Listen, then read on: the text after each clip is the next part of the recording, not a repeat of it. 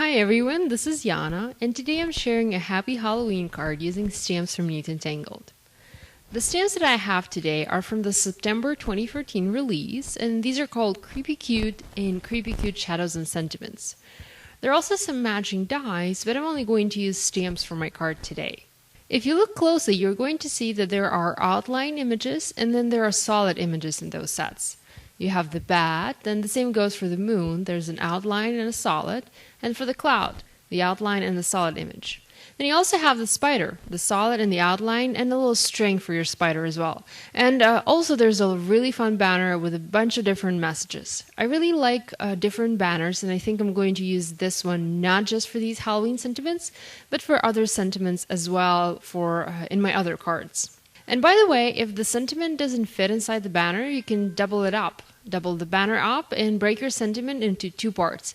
I've shared a card with a double banner like that already, and I'll have a link for you to check it out. I'm going to start working on my card by making a few masks. I'm going to need a bat, a full moon, a little ghost, and a banner. I'm going to cut all of these out. I'm using thin printer paper for masking today. You do not want to use anything thick for this. You can use specialty masking paper, but I do not have any, so I'm using the printer paper, and I will also use some removable adhesive to help my masks stay in place. I actually practiced my idea on a piece of paper, and I often do this so that I know what I'm doing and that I don't mess anything up during the video. And the idea is to combine all of these images into a cluster.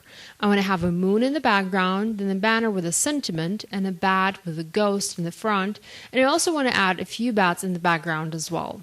Now, these masks that I made not only going to mask my images, but they are going to help me visualize what is going to be located closer to me and what is going to be further so that I can plan my stamping accordingly. By looking at my mask cluster, I can see that my bat is located closest to me. It is not hidden behind any object, so therefore it is closer than the other elements on my card.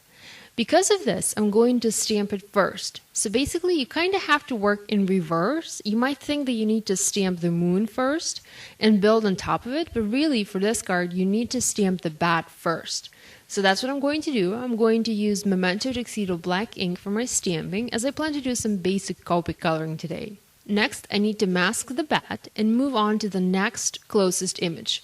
By lifting that bat mask from my mask cluster, I can see that the next image that I need to work on is a banner. So I'm going to switch to my banner stamp and stamp that. Notice that I have my bat masked. It doesn't show well in the camera, but the mask is there and it's going to protect the bat image from the ink from the banner. Then again, I'm adding removable adhesive to my banner mask and masking that image as well. Now I need to stamp a ghost. With this mask cluster, I really do not have to constantly think which image has to be stamped next. This really simplifies things a lot for me. Finally, after the bat, the banner, and the ghost are stamped and masked, I can stamp the moon. Now I can carefully peel off my masks and reveal this super cool one-layer stamping.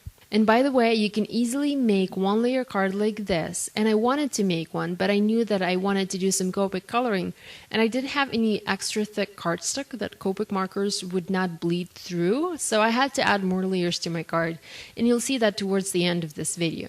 Okay, so at first I wasn't sure how I wanted to color this. I thought about adding ink with an ink blending tool, and I actually did do that for the moon. I had the banner, ghost, and bat, and also the space around the moon masked and blended some yellow ink, but I didn't really like the result I was getting. There was no dimension and it just looked like a flat image, so I then decided to use Copic markers. I used purples for the banner, a light and a medium color. I didn't have a dark purple, so I used a gray one instead. I've been using this trick for a while now, and it seems to save me a lot of money. So basically, I just added a layer of light purple, then added some shading with a medium purple, blended that out with a light purple, and added some more shading with a dark gray C5 marker. I then used two colors of yellow, a medium and a dark, and added shading around the edges of the moon to make it look not so flat. Now, I also used a few grays for my ghost. I started with a C1 marker and added some shading with a C3 and went back to the C1 to blend that in. I did not color the whole ghost, just the bottom part that looked like it was hidden behind the banner. The banner is located closer to me, so it's dropping some shadow on my white ghost, so that's why I'm adding a bit of gray down there. I also used Copic markers to color the bat. I went with a C3 and the C5 to make it look significantly darker than my ghost.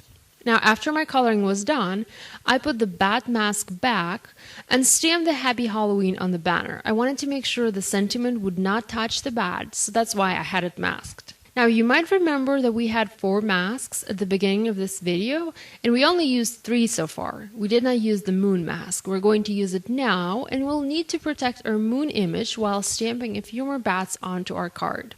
I'm actually going to use the outline and the solid images this time. So I'm using black ink to stamp the outline of my bat, and then switching to the solid image and stamping that inside the outlined one using gray ink.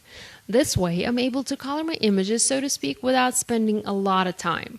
If I were to color them with markers or pencils, I would have spent more time doing that. So I think that these solid images are a really fun way to add color to your stamped bats and spiders and other Halloween creatures. Now, I also added a few spiders in a string and stamped a couple of little stars just to fill my background in with some elements. Like I said before, if I used thicker cardstock, the one where Copic markers do not bleed, I could have turned this into a 1-layer card. But the cardstock I used wasn't as thick, so the ink bled to the other side and I had to add a few more layers to my design. Now, I also added some glitter to my card. I used the Kaleidoscope embossing powder from Stumpendos and added some glitter to the moon and also to the bottom of my ghost. You can use a Wink of Stella glitter pen for this if you like, but I do not have it yet, so I'm using my Kaleidoscope embossing powder instead. This is a clear powder with tiny glitter inside, and I used embossing pen to be able to add that embossing powder to my image. Finally, I used a few sequins from Neat and Tangled, those are from the Halloween pack, and added a few black and white around my card and also a few small gems. I did add a layer of striped patterned paper and a bit of gold glitter ribbon from American Crafts just to create some interest and kind of balance that yellow on the moon there. So this finished my card for today. Thank you for watching. You can find the list of supplies to create this card in the video description and also on my blog. If you're looking for more videos using products from Neat and Tangled, be sure to check out the link you see on the screen. I hope you enjoyed this video. If you did, please click the thumbs up button. Thanks. And if you're new to my channel, please subscribe. I have new videos coming out every week. Thanks and bye.